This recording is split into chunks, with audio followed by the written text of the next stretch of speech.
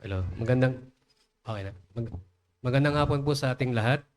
Tayo po ay magpapatuloy sa ating hapong panambahan at tayo po ay magsimula sa ating pag-awit ng ating unang himno. Tayo po ay magsitayo. Awitin po natin yung ating unang himno.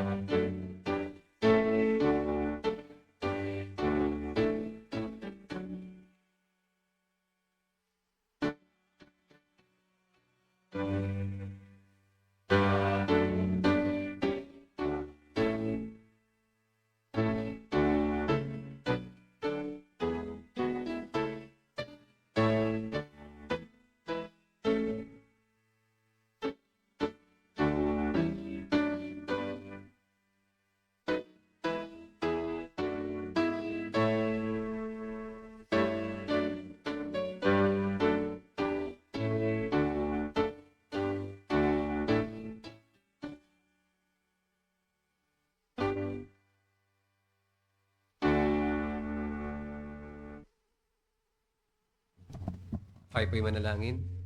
O aming Panginoon, kami po ay papasalamat sa inyo pong biyaya sa amin sa hapong ito. At nagaya po ng aming inawit sa aming unang himno, tulungan niyo nga po, Panginoon, na bigay namin ang parapat na papuri at pagsamba sa inyo. Alalahanin namin na kayo, Panginoon, ang aming Diyos na sinasamba sa maghapong ito, Panginoon. At ganun din sa pagkakataon, biyaya na pinagkaloob po ninyo sa inyo pong mga tao, Panginoon, na tunay na kami malubos na magalak, Panginoon, sapagkat tanging sa inyo pong biyaya, sa inyo pong habag, Panginoon, na kami, Panginoon, ay bigyan niyo ng puso na makilala kayo, Panginoon, at tunay na luwalhatiin, purihan kayo. Nawa pangalan niyo lamang po ang maitaas sa aming kalagitnaan. Tulungan niyo po kami, Panginoon, ang bawat aming mga puso. Tulungan niyo po sa inyo pong harapan. Ito po ang aming panalangin sa pangalan po lamang naming Panginoong Yesus. Amen. Mari na po tayong magsiupo at patuloy po tayong umawit.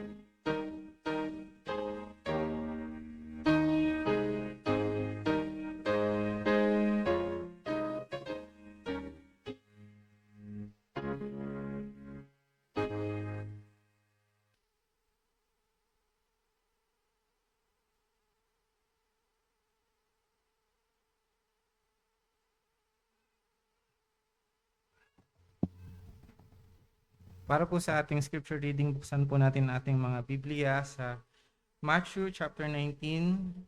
Ang babasahin ho natin ay from verses 1 up to 15. Again, Matthew chapter 19, verse 1 to 15. Aking po itong babasahin sa ESV. Matthew chapter 19, verse 1 to 15. Now, when Jesus had finished these sayings, he went away from Galilee and entered the region of Judea beyond the Jordan. And large crowds followed him, and he healed them there. And Pharisees came up to him and tested him by asking, "Is it lawful to divorce one's wife for any cause?" He answered, "Have you not read that he who created them from the beginning made them male and female, and said, 'Therefore a man shall leave his father and his mother, and hold fast to his wife, and the two shall become one flesh'? So they are no longer two, but one flesh. What therefore God has joined together, let not man separate." They said to him, "Why then did Moses command one to give a certificate of divorce and send her away? And to send her away?" He said to them, "Because of your hardness of heart, Moses allowed you to divorce your wives. But from the beginning it was not so. And I say to you, whoever divorces his wife, except for sexual immorality, and marries another, commits adultery." The disciples said to him, "If such is the case of a man with his wife, it is better not to marry." But he said to them, "Not everyone can receive this saying, but only those to whom it is given. For there are eunuchs who have been so from birth, and there are eunuchs who have been made eunuchs by men, and there are eunuchs who have made themselves eunuchs for the sake of the kingdom of heaven. And let the one who is able to receive this receive it." And then children were brought to him that he might lay his hands on them and pray. The disciples rebuked the people, but Jesus said, "Let the children come to me, and do not hinder them, for to such belongs the kingdom of heaven."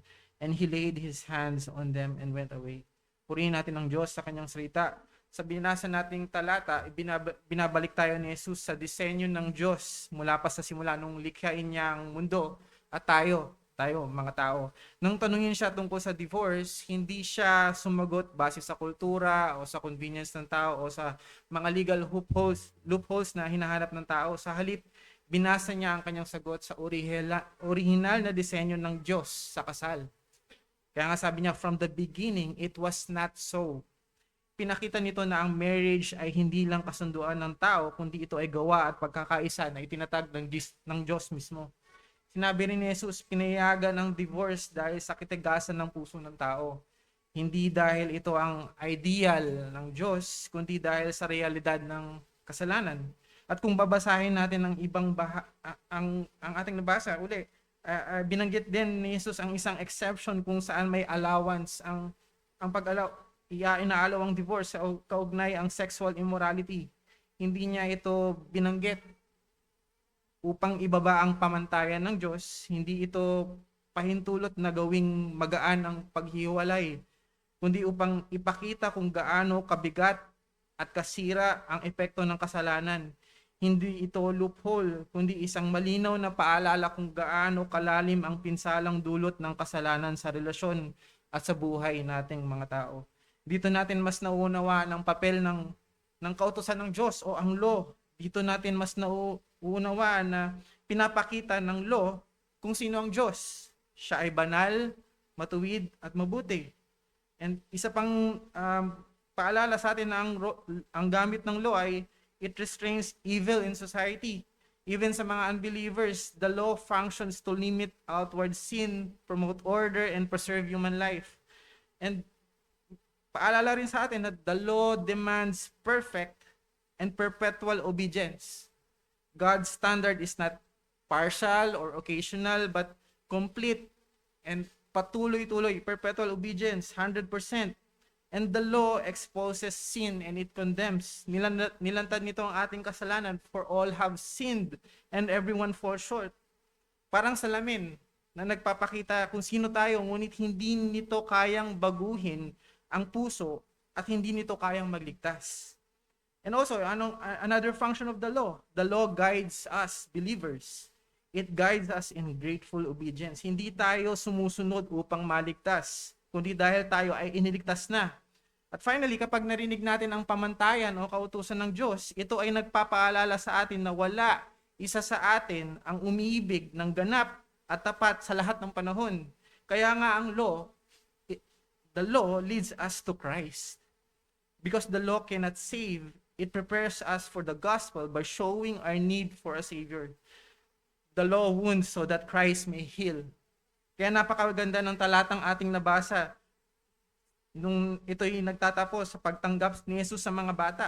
Mga taong walang may pagmamalaki, walang ambag, walang status sa buhay, sapagkat ang kahiraan ng Diyos ay para sa mga lumalapit ng may kababaang loob at pagtitiwala. Nawa ang salitang ito ay magdala sa atin palayo sa pagtitiwala natin sa ating sarili at patungo sa pagtitiwala kay Kristo lamang. Si Kristo ang tumupad sa utusan at siya ang ating tanging pag-asa. God making His appeal through us, we implore you on behalf of Christ, be reconciled to God.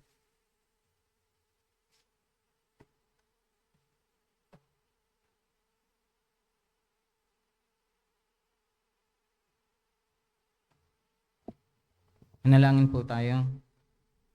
Panginoon naming dakila at makapangyarihan sa lahat, nagpapasalamat kami sa pagkabasa ng inyong salita. Napakarami na naman pong paalala sa amin. Salamat na pinaalalahanan nyo kami about marriage na ito'y inyong itinatag. Ngayon din sa realidad ng kasalanan at pinakita nyo rin kung gaano kabigat ang epekto ng kasalanan sa mundo, even sa relasyon at buhay ng mga tao, even ng inyong mga tao, Panginoon. And we pray na itong katotohanan na to ay patuloy na mag-highlight ng aming pangangailangan of our Lord Jesus Christ, and may we always look back sa inyong natapos na gawa. Makita namin, Panginoon, na ito ang tunay na pangangailangan namin, hindi yung mga bagay na narito sa mundo. At patuloy nyo lang kaming pinapaalalahanan about the reality of sin, that sin is costly and that there is a cost in obedience, but it will cost us more sa patuloy na paglilinger sa mga kasalanan na ito. At patuloy nyo ipanawa ito sa amin, sa inyong pagsama sa aming iglesia, even as we recovenant, Panginoon, ay makita namin yung recommitment at gayon din yung inyong kamay na patuloy na gumagawa sa buhay ng bawat isa. And Lord, nilalapit din namin yung aming mga kapatid na lalapit nilang pag-alis. We pray for Nanay Julie na aalis this coming January 20. Gayon din kay kasama sila Ate Jane at yung kanyang asawa. We pray na ingatan niyo po sila sa kanilang pagpunta sa UK. Gayon din na gamitin niyo sila sa lugar na iyon, maging buhay na patotoo ng inyong salita. And even kay Brother Joris na nakatakdaring umalis this coming January 23 na pabalik ng Australia, naway gamitin niyo sila mightily sa mga lugar na paglalagyan niyo sa kanila, at gayon din na mag-share rin sila ng gospel doon. And may you also convict yung bawat isa sa amin na hindi namin mawaglit na ipagpanalangin ang mga kapatid nito kahit na sila'y malayo, and makipag-fellowship pa rin even through a messenger or messages sa online. At sa mga bagay na ito, Panginoon, ay maging isa rin yung inyong iglesia. Keep us united, especially as we go through the process of interviewing yung mga nais magpamiyembro. Salamat dahil nagdala kayo ng mga kaluluwa na committed sa pag-serve sa inyo sa lugar na ito sa DASMA. Even yung mga new applicants, Panginoon, na patuloy nyo ring dinadala dito.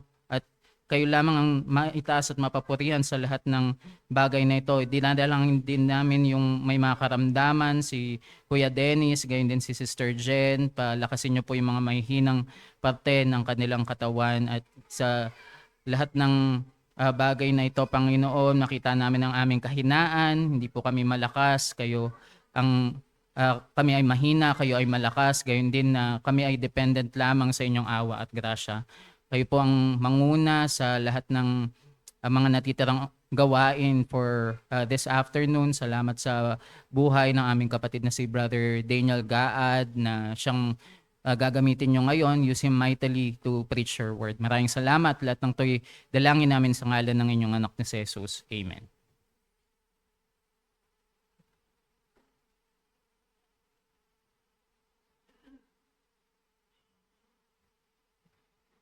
Tayo po'y muling magsitayo at dumako sa ating pagkakaloob habang inaawit yung ating third hymn.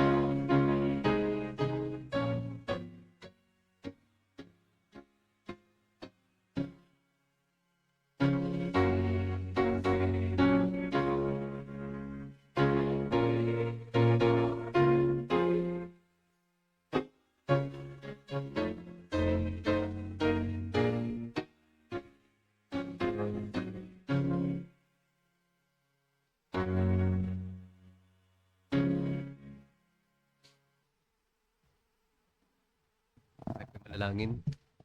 O aming Panginoon, kami po'y tuloy na nagpapasalamat sa inyo pong mga biyaya, sa lahat ng mga handog at kaloob na natipon sa pagkakataong ito, Panginoon. Tunay na binabalik po namin sa inyo ng lahat ng mga bagay na sa inyo at awa, patuloy niyo pong pagpalain yung aming mga hanap buhay, yung kalakasan, kayo na po magkaloob sa amin. At patuloy po kami humingi ng tulong po ninyo sa hapong ito. Sa pakikinig, samahan niyo po nawa kami. Bigyan niyo po kami ng pangunawa sa inyo pong mga bagay ninyo. Patubayan niyo pong gagamitin na tagapagsalita. Tago niyo po siya sa inyo pong likuran. Kayo po mapapurihan, maluwalhati. Sa pangalan ni Jesus. Amen.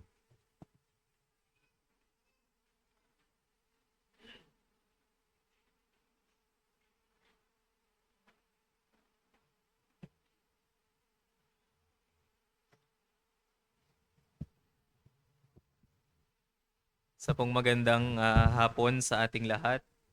Napakaganda po nung ating inawit na ang krus ni Hesukristo ang siyang nagpapawalang bisa sa ating mga pagdududa at inililibing natin kasama sa kanyang libingan ang lahat ng anumang klase ng pagkatakot at kawalang pananampalataya at lahat ng trace ng mga gloom sa ating buhay. Napakaganda po ng isinulat ng isang Puritan na si Horatius Bonar na ating inawit kanina.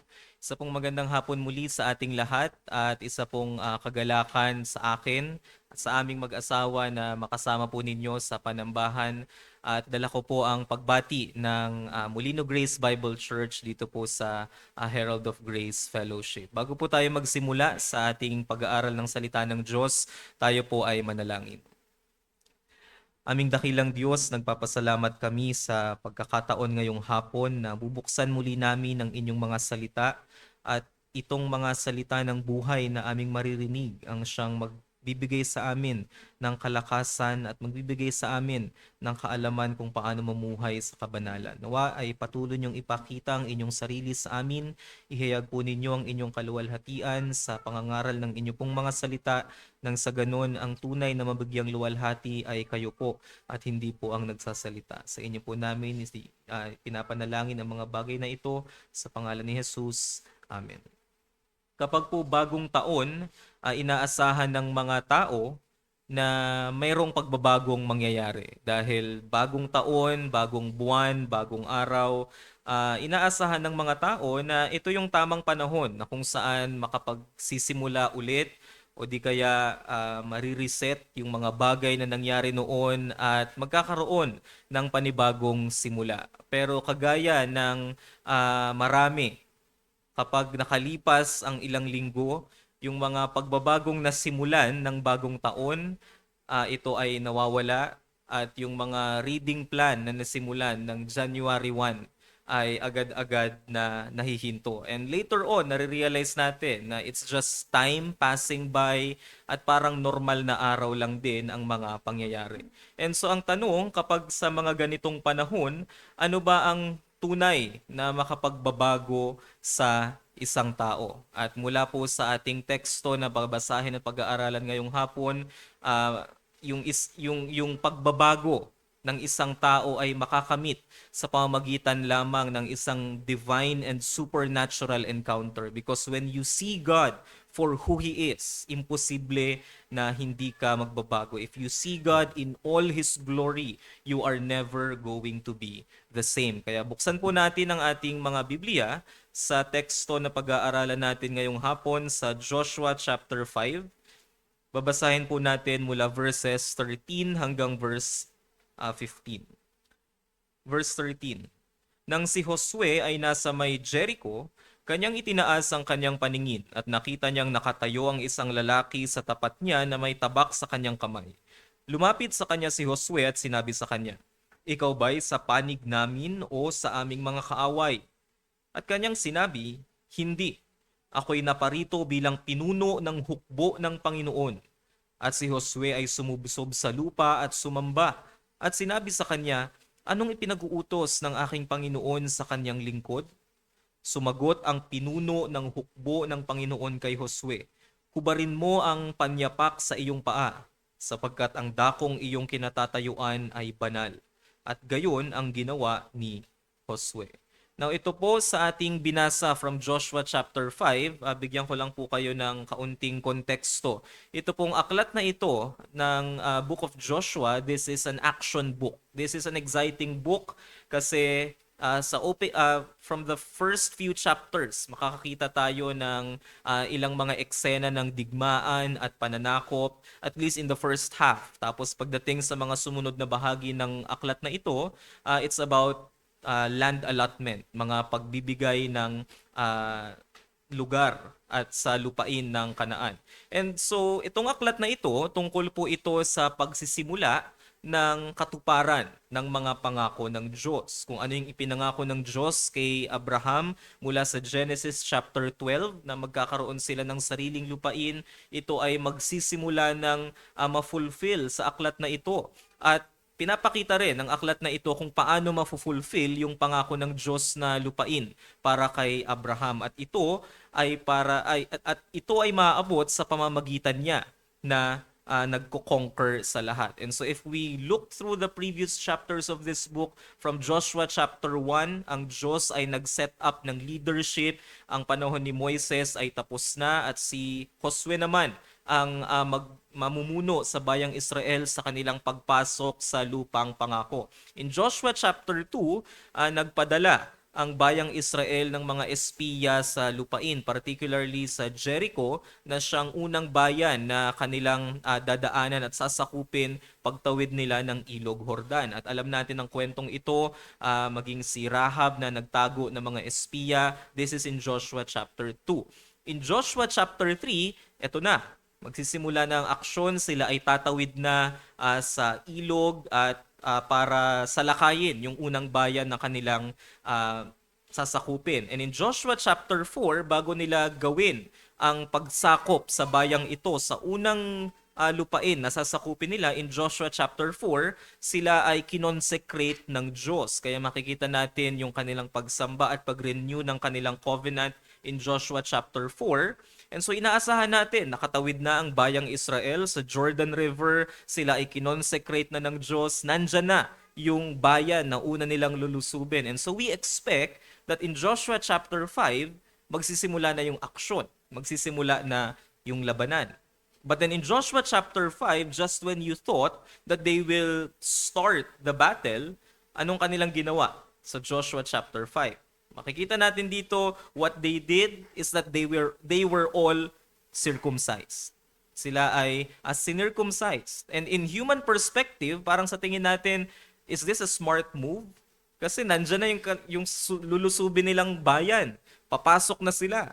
At para ihanda sila sa pakikipaglaban, they will be circumcised first. You know, the last time na nagkaroon ng mass circumcision sa Old Testament, you remember in Genesis chapter 34, nung nagkaroon ng mass circumcision, yung bayan ng Shechem, namatay lahat ng mga tao dito. They should have circumcised bago sila tumawid ng River Jordan. But this is the point. Ang paraan ng Diyos, bago sila makasakop ng isang bayan, this is counterintuitive. Kasi in human perspective, what is humanly smart, lahat ng preparation na gagawin nila bago tumawid ng Jordan. But here, nandun na sila mismo, right in enemy territory. Pero doon sila nagpa-circumcise. And so what is this saying? This is a theological statement na ang battle na ito, ang labanan na ito, it's not about human might, it's not about human power, it's not about what they can do for God. It's about holiness, it's about consecration, and that's what is most important here. Hindi ito tungkol sa leadership ni Josue sa pakikipaglaban, hindi ito tungkol sa kanilang mga military moves, hindi ito tungkol sa kanilang finesse, so to say, ito ay tungkol sa kanilang holiness. That's why nagsimula ang Joshua chapter 5 sa kanilang pagtutuli. But then again, pagkatapos ng kanilang circumcision, they also celebrated Passover. Kanilang ipinagdiwang at inalala kung paano silang iniligtas ng Diyos. At ang Diyos na nagligtas sa kanila mula sa pagkaalipin sa bayang Ehipto, siya yung Diyos na tatapos ng kanyang sinimulan. And so in this earlier episode na parang kung nanonood tayo ng palabas, ang gusto natin, simulan na natin yung aksyon, makipaglaban na sila. Pero ito yung pinapakita ng Diyos. It's all this ritual preparation. Ang ipinapakita nitong mensahe, napakahalaga ng relasyon nila sa Diyos. And all of the chapters, episodes, bago magsimula ang labanan, it reflects yung outlook na ibinigay sa kanila ng Diyos in Joshua chapter 1, verse 7 to 8. Anong sinasabi doon sa Joshua chapter 1, verse 7 to 8? Magpakalakas ka at magpakatapang na mabuti. Gawin mo ang ayon sa lahat ng kautosang iniutos sa iyo ni Moises na aking lingkod. Huwag kang liliko sa kanan o sa kaliwa upang ikaw ay maging matagumpay saan ka man pumunta. Naisip natin, makikipaglaban ang bayang Israel. Ang kailangan nila is the art of war. Pero bakit parang yung art of war na ibinibigay sa kanila, yung aklat na ito ng kautusan ay huwag aalisin sa iyong bibig kundi ito'y pagbulay-bulayan araw at gabi upang iyong masunod ang ayon sa lahat ng nakasulat dito. And so ang point ng kanilang pakikipaglaban, first of all, hindi ito military conquest lang ng isang bansa, kundi ito ay tungkol sa spiritual concerns. Bago sila maging handa sa pakikipaglaban, ang unang inihahanda sa kanila ng Diyos, hindi yung kanilang mga sandata, hindi yung kanilang army and preparation, kundi ang kanilang mga espiritu. That's the first importance to the Israelites in their tasks ahead.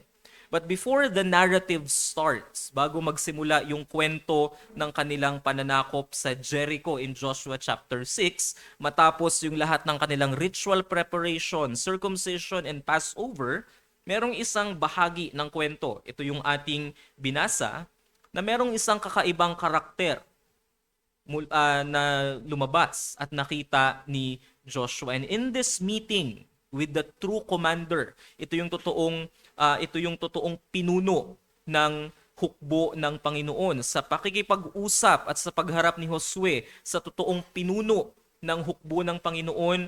Meron siyang dalawang na-realize na bagay. At itong kanyang mga realizations na ito in Joshua chapter 5 verse 13 to 15, hindi lang ito para sa kanya, kundi itong mga realizations na ito ay makatutulong sa atin sa ating pakikipaglaban sa kung anumang mga pakikidigma sa espiritual at mga digmaan na nasa harap natin. Because this book, in the book of Joshua, God wins. Spoiler alert. No, kapag binasa natin hanggang dulo ng Joshua, God wins. He is a victor and He is a conqueror. And this is what we call yung conquest theology, na kung saan ang Diyos na siyang nagmamay-ari ng lahat ng bagay, siya yung nagmamay-ari ng lupaing kanyang ipinangako. Siya yung nagmamay-ari ng mundong ito. At yung conquest na simulan ni Josue ay hindi pa natatapos hanggang sa panahon ngayon. It doesn't finish and will never be completed. At ang tatapos ng conquest na ito, walang iba kundi ang ating Panginoong Jesus. At sa kanyang pagbabalik, doon magkakaroon ng true conquest because everybody and everything and everyone will be made right. But in this passage na ating binasa, merong dalawang realization si Josue na siyang magbabago rin sa atin, na siyang magpapalakas sa atin, magpapalakas sa atin na magpatuloy, magpapalakas ng ating courage and resolve para sa bagong taon na ito. Ano yung unang realization ni Josue? Number 1, Joshua is not superior because the commander stands ready. Tingnan niyo yung sabi sa verse 13. Nang si Josue ay nasa may Jericho, at this point wala pa siya sa loob, pero malapit. No, imagine natin yung drama ng eksena na ito. Isipin natin kung anong nararamdaman ni Josue. Ito na, yung bayang sasakupin ko. It's within my sight. Nakikita ko na siya. At sa haba ng panahon na kami ay paikot-ikot sa wilderness, tumawid na kami ngayon ng River Jordan at ito na. Nakikita ko na yung bayan na una naming sasakupin.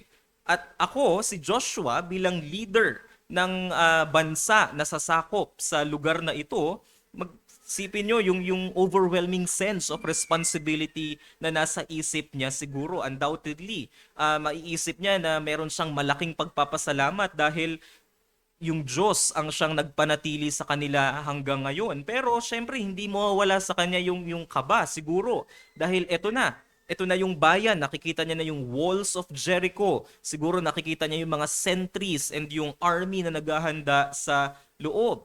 At narinig niya rin siguro yung ulat ng mga espiya na parang medyo mahihirapan sila sa pagpasok nito. Pero ang sabi ng mga espiya, kaya nila yung mga bagay na to. But still, what stands before him in his sight, nasa may Jericho siya, hindi pa nila ito napapasok. It's the first city to conquer after all, and likely, narinig niya na yung ulat ng mga spies. At nakita niya na kung paano kumikilos ang mga tao sa loob ng Jericho, and he decided, at least the night before, siguro, tiningnan niya itong bayan. Kaya siya nandoon sa labas. It's a sensible move, of course, na tingnan niya at scout yung bayan, and he will realize habang siya'y nakatayo sa labas ng bayang ito na napakahirap pangunahan ng bayang Israel sa pagsakop. He will realize he is not the superior. Bakit? Because someone arrived. Ang sabi dyan sa verse 13, nang si Josue ay nasa may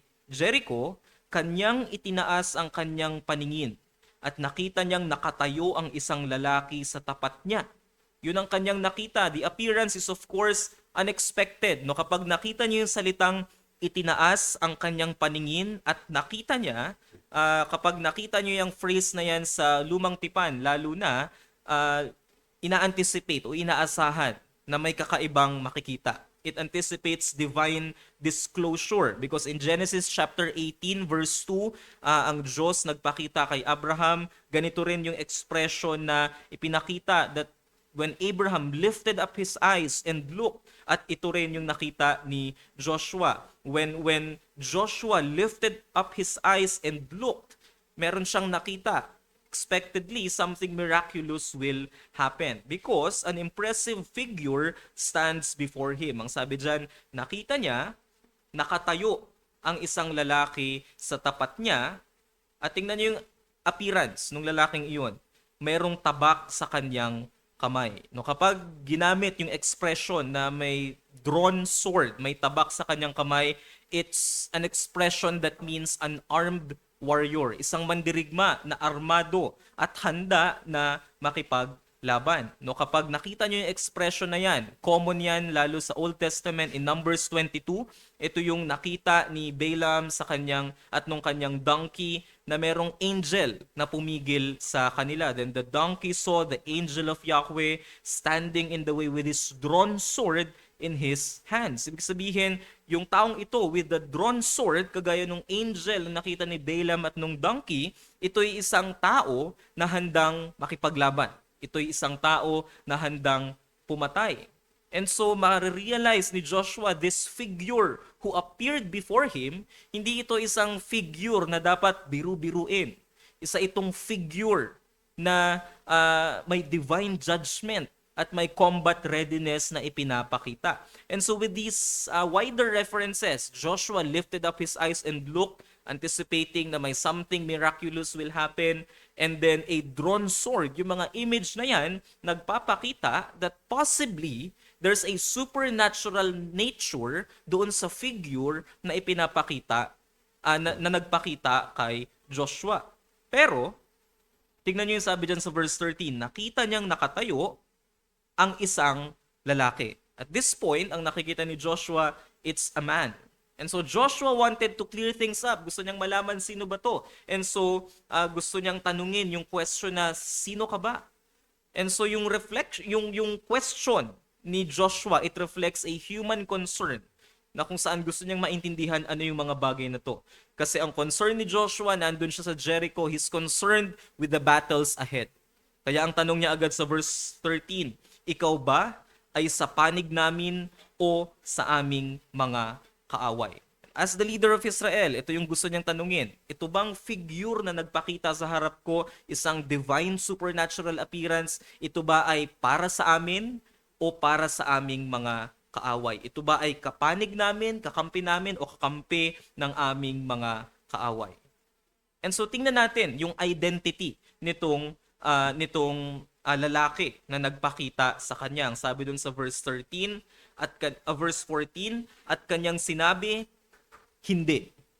Ang question ni Joshua, are you for us or are you for our enemies. It's a simple question na ine-expect ni Joshua, either sasagot ka ng para ka sa amin o para ka sa aming mga kaaway.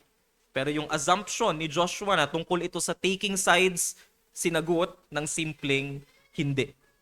Yung bisita na nagpakita kay Joshua, hindi siya nag-fit dun sa kategory na iniisip ni Joshua na para sa amin o para sa aming mga kaaway. Ang simpleng sagot ay hindi. It's a third option sa isip ni Joshua na hindi niya ina-anticipate. In other words, yung question ni Joshua is fundamentally misplaced. Hindi ito tungkol sa kakampi ka ba namin o para ka ba sa aming mga kaaway. Yung presensya ng lalaking ito na may tabak, hindi siya tungkol lang sa usapin ng pagkakampi-kampihan ng mga tao, kundi mas higit siya doon sa mga usaping iyon. Yung kanyang presensya at yung kanyang kapangyarihan, hindi lang kumikilos para sa isang grupo o para sa kabilang grupo. He's altogether transcendent and different. Dahil tingnan niyo yung sabi niya sa verse 14, hindi.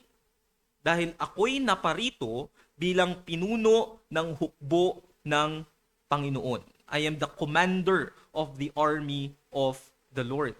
Hindi siya nade-define sa pamamagitan ng taking sides. Hindi siya pumipili ng kakampi na dito ako sa kabila o dito ako sa kabila. Ang tanging sagot sa kanya, hindi. I am the commander of the army of the Lord. He asserted something that is very important and far more transcendent than the concern of Joshua. Hindi ito simpleng usapin lang ng para saan ka ba makikipaglaban.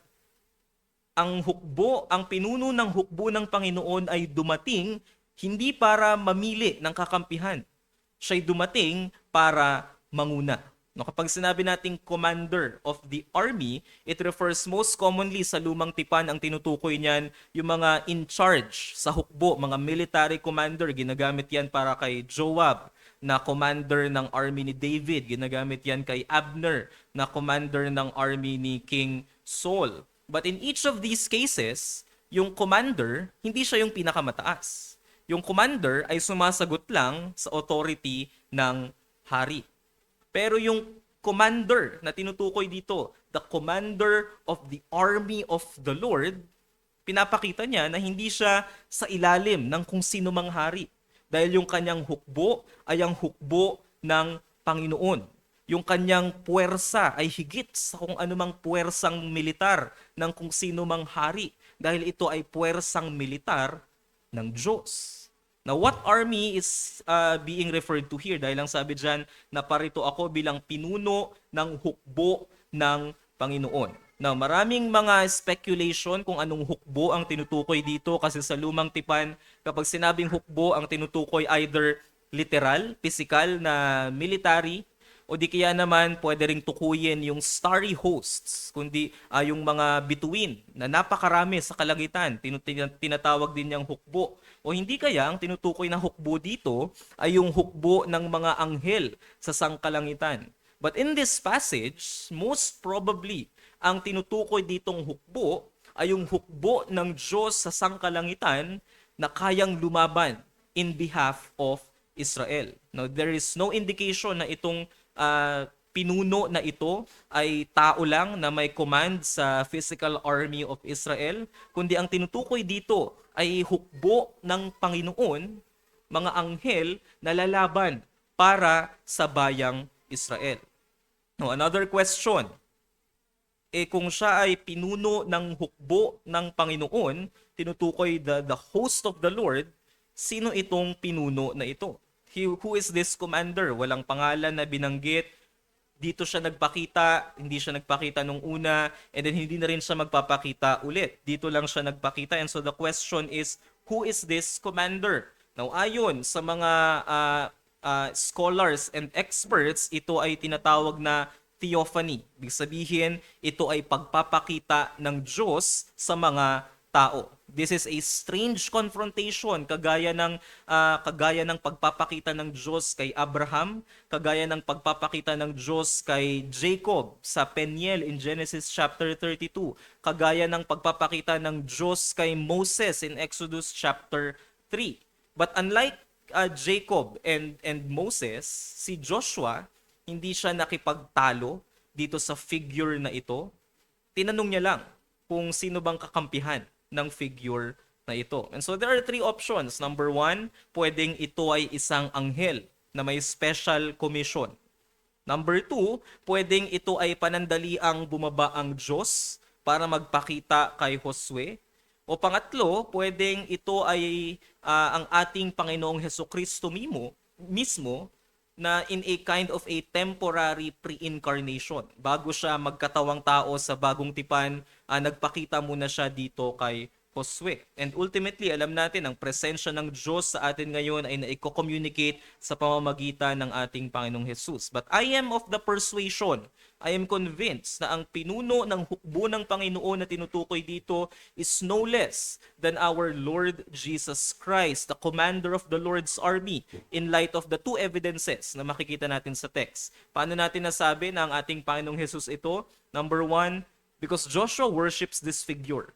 At itong figure na ito, tinanggap niya yung pagsamba. No, in light of the requirements na tanging Diyos lang ang dapat sambahin, sinamba ni Josue itong figure na ito at tinanggap yung kanyang pagsamba. And number two, ang sabi dyan, you are standing in a holy ground.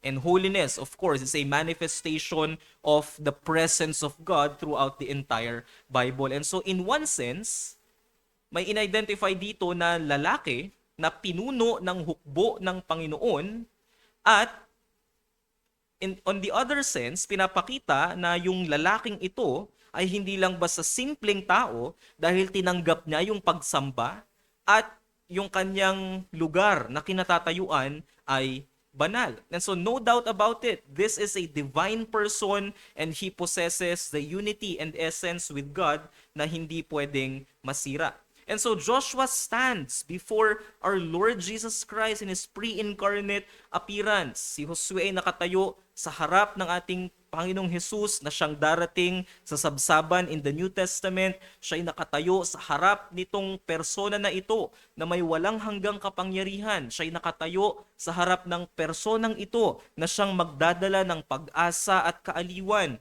Nakatayo siya sa harap ng personang ito na later on ay pupunta sa krus ng Kalbaryo at sa pamamagitan ng kapangyarihan ng Diyos, mabubuhay ulit sa kamatayan, aakyat sa langit, at lahat ng otoridad ay nasa Kanya. And further evidence in the New Testament, alam niyo po, ang ating Panginoong Jesus, nagpakita rin siya kagaya nito with a drawn sword. Alam niyo kung saan? In Revelation 19. Verse 11. Now, in Revelation 19 verse 11, nakikita doon sa vision ni Apostle John, ang sabi niya doon, nakita ko, nabuksan ang langit, naroon ang isang kabayong puti. At sino yung nakasakay? Ang nakasakay doon ay tinatawag na tapat at totoo. At sa katwiran siya ay humahatol at nakikipagdigma. Ang kanyang pangalan ay tinatawag na ang salita ng Diyos. This is our Lord and Savior Jesus Christ. Ang mga hukbo ng langit ay sumusunod sa Kanya.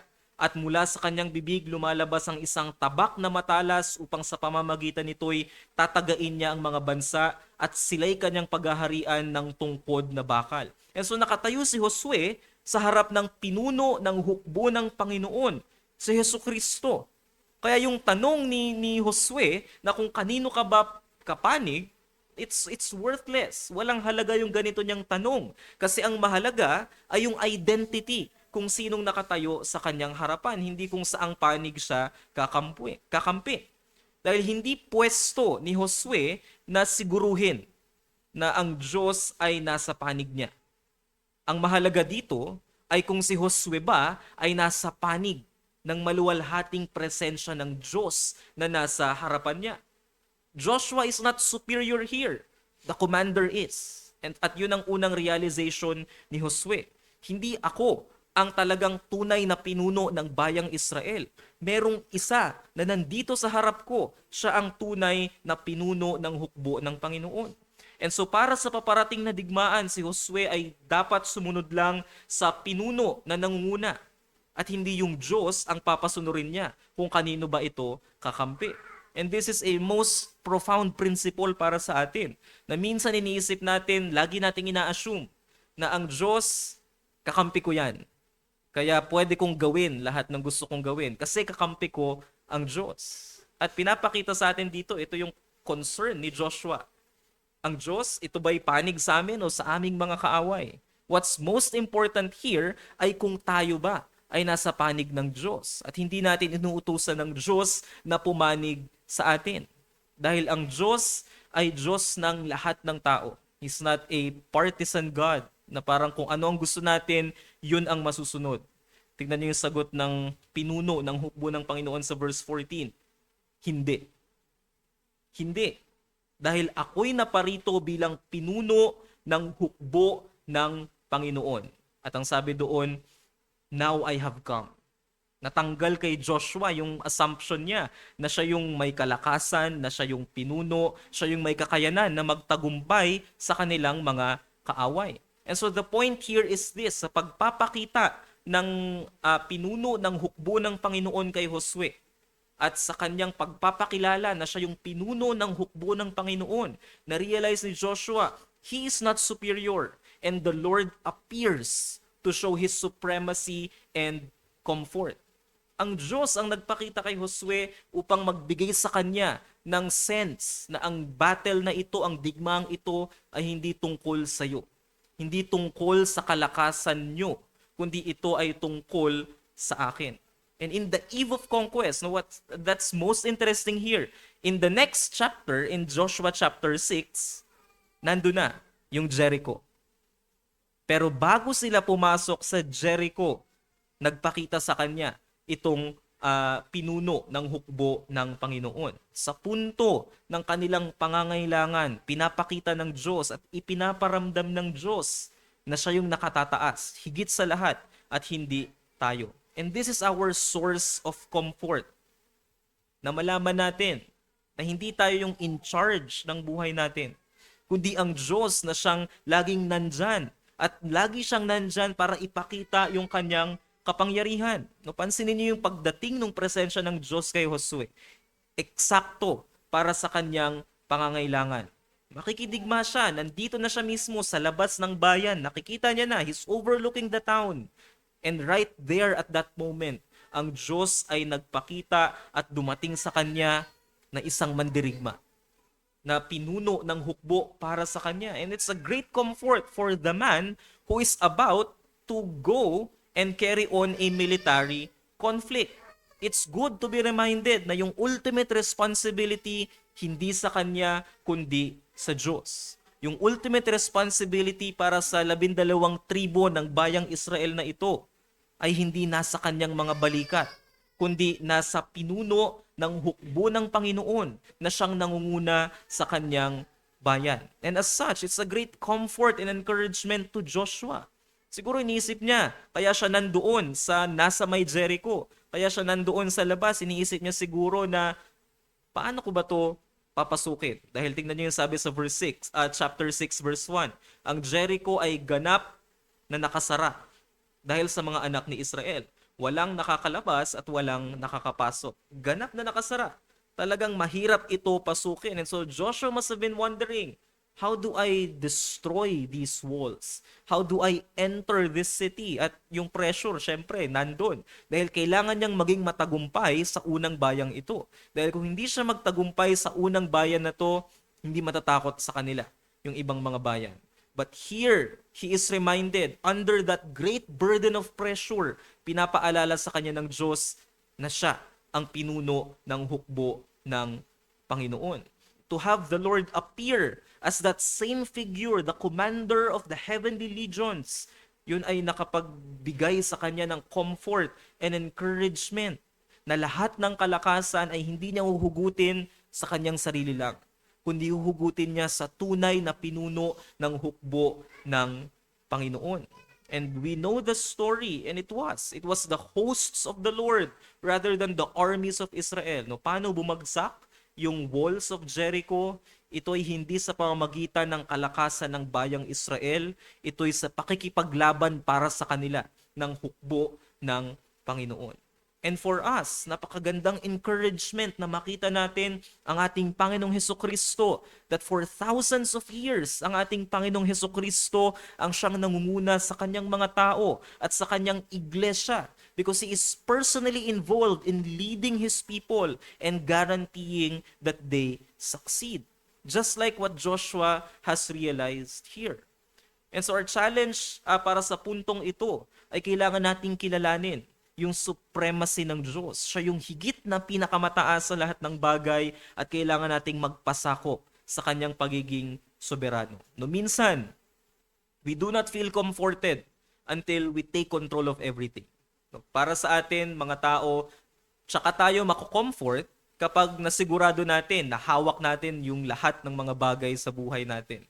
No, kailangan bago mangyari itong mga bagay na to, alam ko na kung ano mangyayari, so that I can be prepared. At kapag prepared tayo, doon lang tayo mako-comfort until we take charge and handle and lead what is happening in our lives. But here we see Joshua. Joshua realizes he is not superior. And then it's a comfort to him.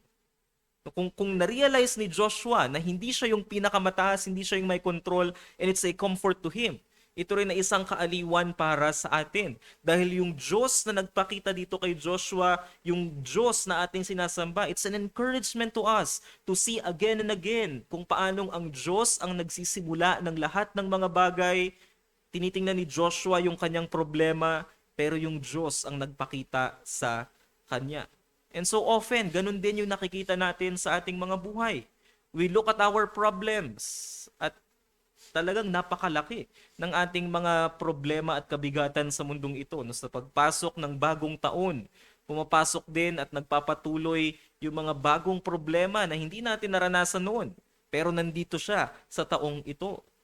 And so we lift everything to God in prayer. And there we see, nakikita natin ang mas malinaw yung mga issues. Nabasa na natin yung scriptures, but when we read it again and pray to the Lord, mas nakikita natin ito ng mas malinaw at sa mas bagong paraan. At tayo ay naaaliw. Dahil nakikita natin ang Diyos na mas higit na makapangyarihan sa lahat ng mga bagay na ito.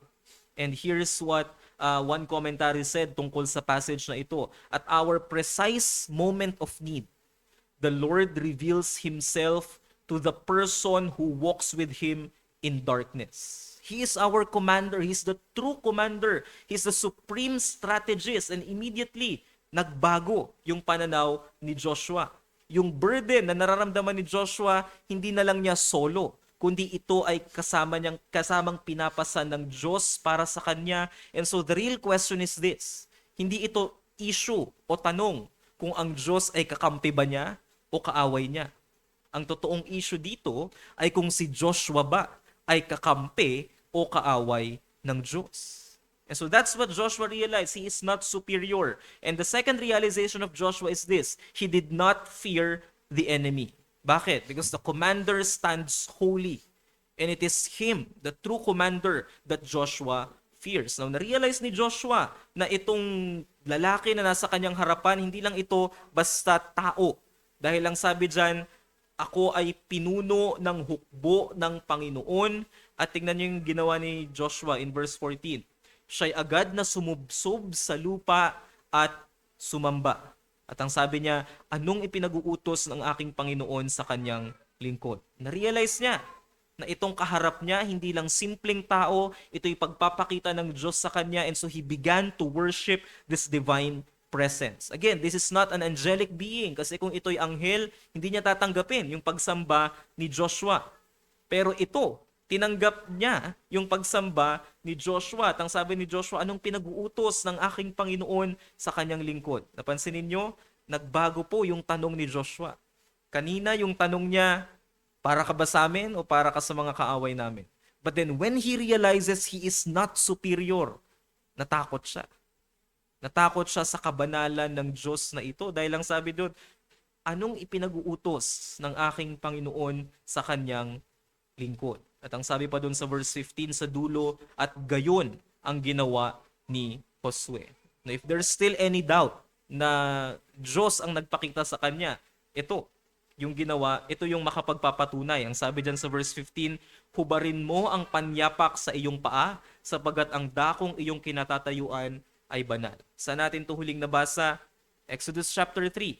In the presence of God, in the burning bush, si Moses, ganito rin ang sinabi sa kanya ng Diyos, the place where you are standing is holy ground. You are unworthy na lumapit. Itong sandals ng inyong paa, kailangan mo itong alisin at hubarin. At ito rin yung pinapakita dito sa verse 15. And so the general of the general of the army, si Joshua, subordinate o nagpapasakop din siya doon sa mas higit sa kanya, yung commander of the Lord's army. And so in yet another way, si Joshua, siya talaga yung kapalit ni Moses. Kasi kung ano yung naranasan ni Moses, yun din yung kanyang naranasan. He's in the presence of the Holy God. And in the following chapter, dahil nakita niya yung presensya ng Diyos, naranasan niya mismo yung presensya ng Diyos, siya'y agad na sumunod. And so ganito yung nagagawa ng isang divine encounter. At least yung primary function ng encounter na ito ay hindi lang para takutin si Joshua, kundi para magbigay sa kanya ng kalakasan. Pinakita ng Diyos dito na siya yung Diyos na banal, siya yung Diyos na soberano, at dapat sumamba si Josue. At dahil dito, sa pagkatakot niya sa Diyos, yung pagkatakot niya sa mga bayan na sasakupin niya, agad itong nawala. And so the point is this, Joshua realized he's not superior, and Joshua feared the Lord because the Lord's holiness drove him to worship. And because the Lord's holiness drove him to worship, it drove his fear away. Nalaman ni Josue na nasa presensya siya ng isang mas dakila, mas mataas sa kanya, may hawak na espada, handang lumaban, at yung hukbo, ito'y hukbo ng Panginoon, at itong banal na pinunong ito ang mangunguna sa kanya. Ano pang iba niyang kailangang malaman para simulan yung pakikidigma? Nalaman niya na yung banal na Diyos na ito ang nasa kanyang harapan, kaya nagtulak ito sa kanya na huwag matakot, kundi sumamba at maglingkod. At sa bahaging ito, pinapaalalahanan si Josue at tayo rin ng isang napakahalagang leksyon na ang Diyos, ang banal na Diyos na karapat dapat sundin, siya yung makikipaglaban. In this case, the more important thing is God's holiness. Hindi kung ano yung mga paparating na battle sa kanyang harapan. And this vision of the Lord's sovereignty and the Lord's holiness, natanggal yung takot niya. He was not paralyzed by fear of what is going to happen. He is not anymore paralyzed of what is ahead of him. Rather, yung presensya ng Diyos sa kanyang kabanalan, yun ang naghanda sa kanya na lumaban at sumamba at sumunod sa kung ano ang kalooban ng Diyos. And so the challenge for us here at the second point is this. We have to fear the holy presence of God more than what lies ahead. Pangalawang linggo pa lang po ito ng taong 2026. Pero alam na natin, nakikita na natin ano yung mga paparating na pwede nating katakutan. Ano yung mga paparating na hamon para sa atin. But what this passage tells us here is this. When God is present with His people, He is present with power. Alam niyo sabi sa bagong tipan in Hebrews chapter 13, the Lord is my helper, I will not be afraid. What can man do to me? Ito yung nasa puso ni Josue matapos niyang makita yung pinuno ng hukbo ng Panginoon. The Lord is my helper. Kaya ang pangako sa kanya ng Diyos in Joshua chapter 1 verse 9, have I not commanded you? Be strong and be courageous. Do not be in dread or be dismayed, for Yahweh your God is with you wherever you go. At isa itong assurance para sa kanyang mga tao, kagaya ng inaawit nila sa Psalm 118 verse 6, Yahweh is for me, I will not fear. What can man do to me? No, para sa mga tao na haharap sa pinakamatinding digmaan sa kanilang buhay, ang bayang Israel, they're not a military nation. They're a wandering nation. Paikot-ikot sila sa ilang for so many years. At eto, makikipaglaban na sila. to these people na nag-i-struggle sa kung saan ba sila dadalhin ng kanilang pagsunod sa Diyos, ito yung assurance sa kanila ng Diyos. I will be with you wherever you go. And that gave them a reason to go on. That gave them a reason to press on. Bakit? Hindi dahil sa kanilang sariling kalakasan, kundi dahil meron silang napakalaking vision kung sino ang Diyos. And in church history, in Christian history, ito yung mga tao na napakalaki at napakadami ng kanilang ginawa sa Diyos. Hindi dahil sa kanilang sariling kakayanan, kundi dahil napakalaki ng pagtingin nila sa Diyos. We think of men such as Martin Luther, Charles Spurgeon, yung mga taong ito na may buong paninindigan sa kapangyarihan ng Diyos. Sila yung mga tao na napakaraming nagawa para sa kaluwalhatian ng Diyos. Anong dahilan kung bakit sila ganun? Simple. Kagaya ng nakita ni Josue dito. They have this divine encounter at nakita nila. They've been meeting with this God, this holy presence of God. At sila ay yumukod at sumamba sa kanyang harapan. Ano ang dapat kong gawin? Ano ang ipinag-uutos ng aking Panginoon sa kanyang lingkod? You know, at this point, ang ginagawa na dapat nila in a human perspective, nagtitraining. They should be sharpening their swords. They should be preparing their formation.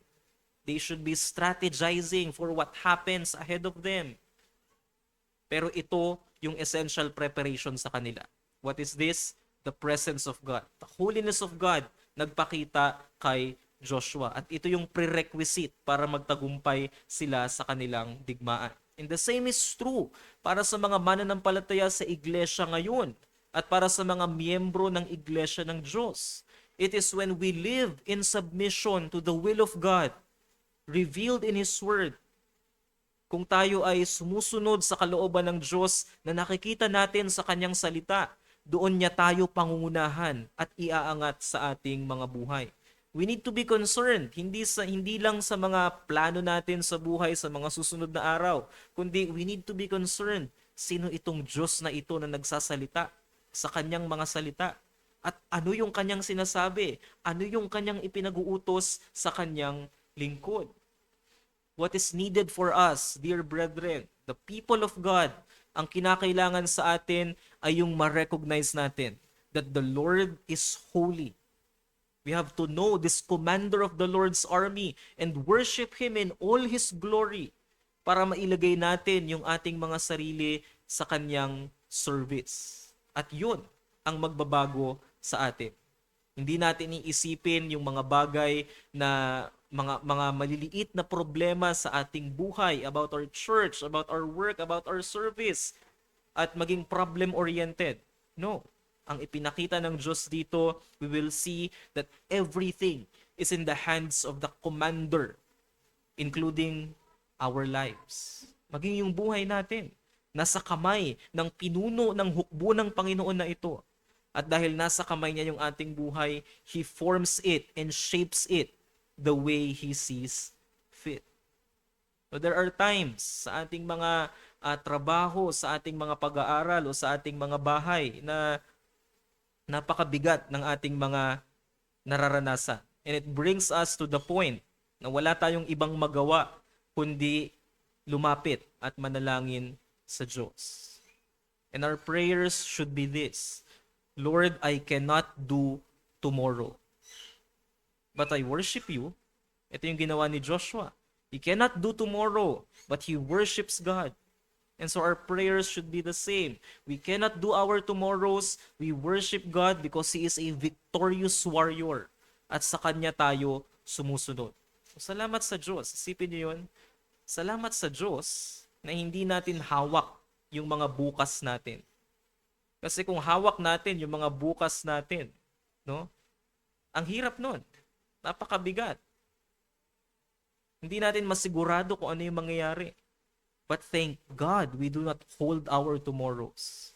And we thank Him for He holds all of our tomorrows in His hands. Therefore, we are to face our tomorrows with hope. And just like what Joshua did, in worship. for He is the God who holds all of our tomorrows. And so sa ating pagtatapos, anong tinuturo ng encounter na ito para kay Joshua at sa bayang Israel? Tinuruan sila ng encounter na ito na hindi sila yung makikipaglaban sa mga battles ahead of them. It is God Himself who would be waging the war. Ang napakahalagang tanong dito ay hindi tatanungin mo yung Diyos, Lord, para ka ba sa akin o para sa kaaway ko? The most important thing here is to ask this question, am I on the Lord's side? Because if I am not on the Lord's side, I will perish just like what the Canaanites here has experienced. At para rin sa atin na bagamat wala tayong physical na digmaan na kakaharapin, we are fighting the war that Jesus started. No, isa itong napakalaking dose of reality na kailangan nating ma-realize. We are in a battle, a spiritual battle, but still, it's a battle. And Jesus Christ Himself is the Lord of hosts. And it is He who must fight the battle if we would win. No, marami tayong kaaway. Primarily, we are to combat Satan, the world, sin, and the flesh. Yan yung mga puwersa sa likod ng lahat ng digmaan, lahat ng alitan, away, kaguluhan, krimen, korupsyon na nararanasan natin sa mundong ito. Lahat yan ay puwersa ng ating kaaway. At paano tayo magtatagumpay sa lahat ng mga bagay na to? We need Christ to go before us with a sword in His hand, the commander of the Lord's army, the captain of our salvation. Kailangan siya yung manguna sa atin at sa pamamagitan niya, nabibigyan tayo ng tagumpay. The commander of the Lord's army, He is our wisdom, He is our weapon, and it is through Him na tayo ay magtatagumpay sa ating mga kaaway. Now, don't get me wrong. Ang ating Panginoong Jesus, napagtagumpayan niya na yung mga decisive battles. Ibig sabihin, para sa atin, yung tide of war, hindi na ito napakabigat para sa atin. It turns for us. Dahil yung tagumpay ng ating Panginoong Jesus, yun na ang nag-turn ng tides of war into our favor. Kagaya ng sinabi ni Joshua, the enemy has been given into our hands. Dahil sa ginawa ng ating Panginoong Hesus sa krus ng Kalbaryo, sa kanyang pagdurusa, sa kanyang kamatayan sa krus, at sa kanyang muling pagkabuhay, sa pamamagitan ng mga bagay na ito, nagtagumpay si Jesus sa pinakamatitinding kaaway ng sangkatauhan. That's what he says in Colossians chapter 2 verse 15. Inalisan niya ng kapangyarihan ang mga otoridad na ito. He made them a public spectacle and He triumphed over them in Him. Ito yung pagtatagumpay ni Hesukristo sa krus laban sa kaaway at sa kamatayan. And what are the implications of Christ's victory for us?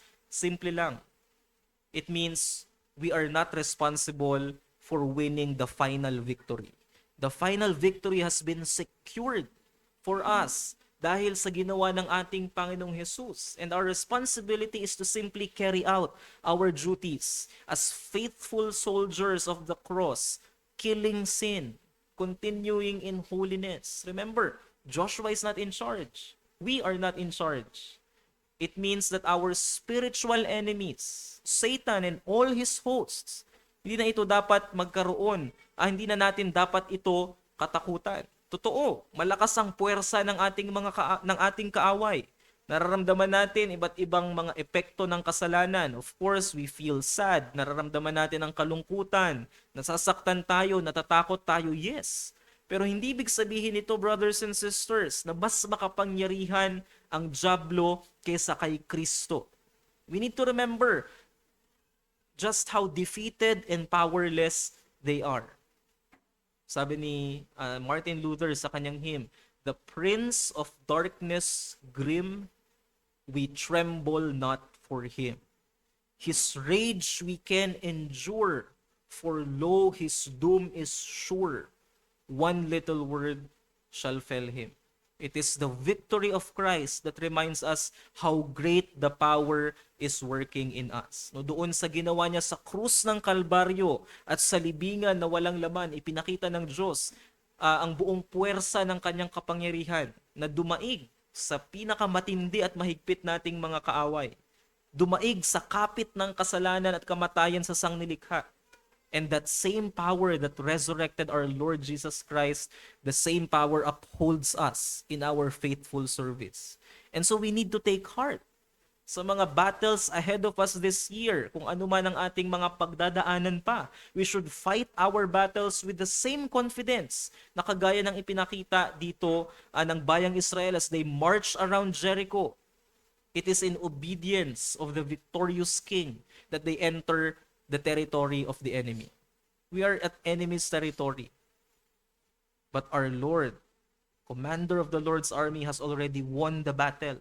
And so we walk in triumph, we walk in confidence because Jesus Christ is victorious. Totoo ito. Kahit na parang sa panahon natin ngayon, napakalakas ng puwersa ng kasamaan at kadiliman, we know that evil will not ultimately triumph. Bakit? Yung espada ay nasa kamay ng ating Panginoong Hesus and He will secure the ultimate victory of God's people. No matter how small we are, no matter how insignificant we are, in contrast sa mga nakikita natin sa mundo. But then again, we remember, all will finally realize Jesus Christ is the King of Kings, He is the Lord of Lords, at walang sino mang magtatagumpay sa paglaban sa ating Panginoong Hesus. The correct course of action, kung ang ating Panginoong Hesus yung matagumpay na hari, pinuno ng hukbo ng Panginoon, our righteous response then is to throw down our weapons and submit to Him as our rightful King. Kiss the Son, lest He be angry and you perish in the way. But how blessed is he who take refuge in Him. Tayo po yung magtapos sa panalangin. Dakila naming Diyos, what can we say sa mga bagay na ito? That if God is for us, who can be against us? We are thankful for the message of Joshua. We are thankful for the faith and courage of Joshua. At nawa makita namin na the same power that upheld Joshua is the same power that upholds our faith and makes us continue in our lives. The same faith of Joshua is available to us as we serve our King. Indeed, napaka-privilege namin na mapabilang sa inyong pamilya. We are privileged to be as children of God because greater are you who is in us than he who is in the world. We know there are challenges waiting for us, ahead of us, that you decreed in order for us to experience. At naniniwala kami, Panginoon, na lahat ng mga bagay na ito sa pamamagitan mo ay gagamitin para sa aming mga kabutihan. And so help us, O Lord, equip us, O Lord, and make us to be worshipful of your holiness. This we pray in Jesus' name. Amen.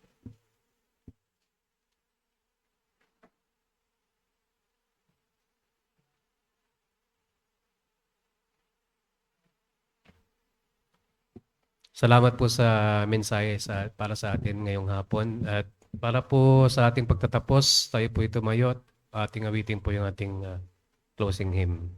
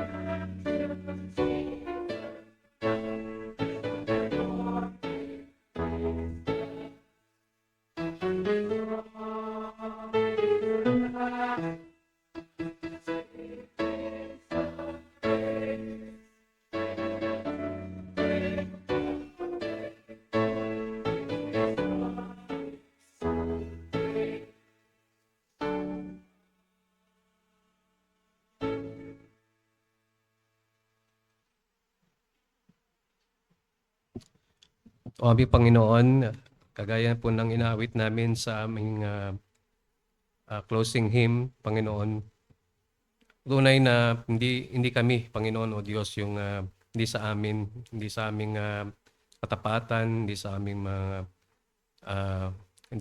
Panginoong katwiran, hindi sa aming mga ginagawa, Panginoon o Diyos, na kami nananagumpay sa lahat ng aming mga pakikibaka, sa aming mga personal na buhay, at bilang iglesia, Panginoon o Diyos, kundi sa inyong katapatan, Panginoon o Diyos, sa inyo pong biyaya, Panginoon, na tabag sa inyo pong mga tao. At kami po ay nagpapasalamat na nagpupuri sa inyo, Panginoon. Salamat sa mga paalala ng mga mensahe ngayong hapon, Panginoon, na tunay na gaya ng mga hukbo, Panginoon, gaya ng mga kawal ninyo, Panginoon, na minsan ay magiging mababa ang moral, Panginoon o Diyos. Ngunit kayo, Panginoon, ang nagbibigay sa amin, nagtataas ng aming moral, nagbibigay sa amin ng kalakasan, Panginoon, upang magpatuloy at nawa tulungan niyo nga po kami matagpuan ninyong tapat, Panginoon, na kayong tinataas, niluluwalhati ang inyong pong biyaya o aming Panginoong Jesucristo. Kayo lamang po ang mapapurihan sa pangalan po ni Jesus. Amen. Salamat po sa ating pag-join.